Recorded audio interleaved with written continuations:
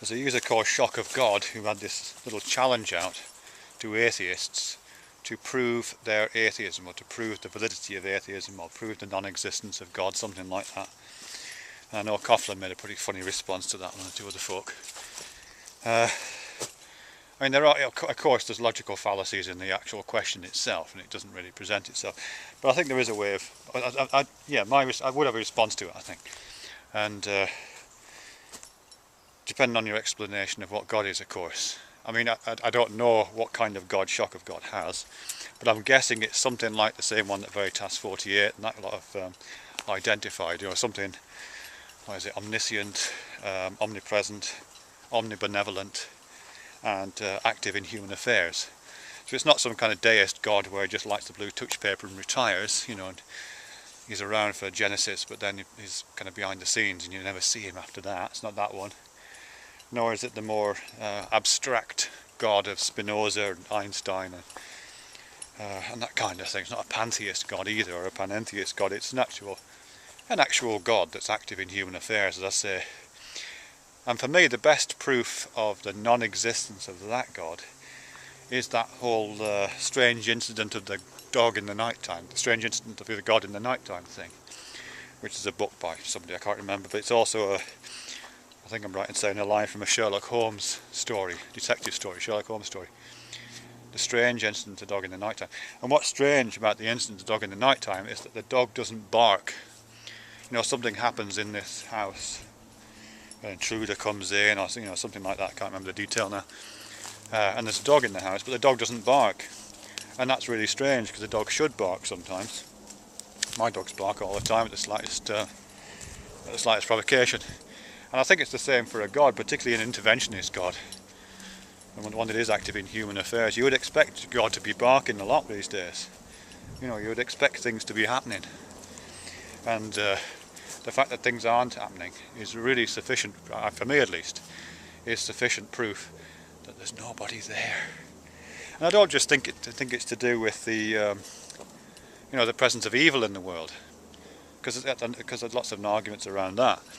And that is a good argument. The presence of evil is a good argument, and the fact that no one is around trying to clear up the mess, and no one seems to be clearing up that mess, is good evidence that for the absence of that person who could do that job.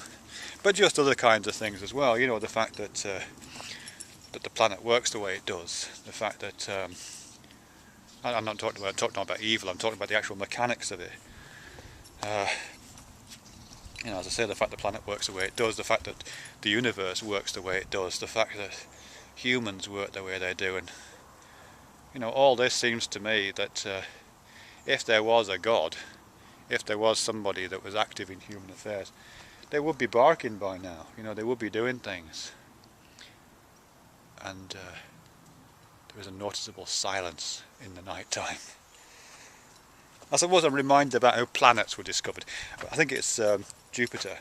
Jupiter was discovered, I think I'm right in saying, by maybe it's the other way around. Anyway, one of the planets, let's say it was Jupiter, was discovered because disturbances were found in the orbit of Neptune, but it might be the other way around.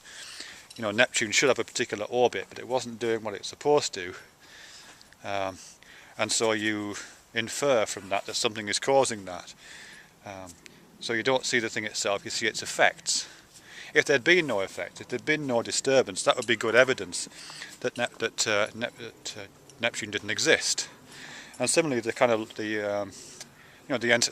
demonstrations of Einstein's relativity theories, those were demonstrations based on gravitational lensing effects. You look at a star, a distant star, and you look at it at the moment it passes behind a slightly closer interstellar body, and if its particular thing happens to the light, if the light bends as it passes it, if the light from that distant star bends as it passes this slightly nearer body, then that demonstrates gravitational lensing. It demonstrates that space is curved.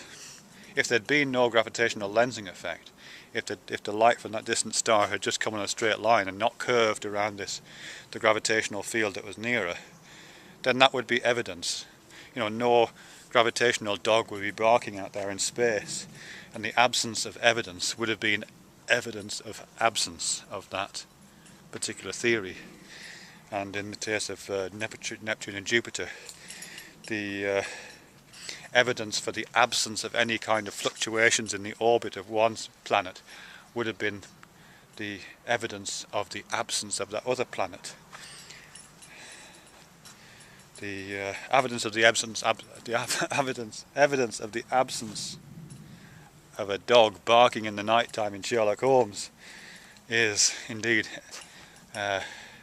absence of the evidence of something to do with a crime, and in terms of God, absence of the evidence of God is good evidence for the absence of God, and hence a demonstration of atheism, I would say.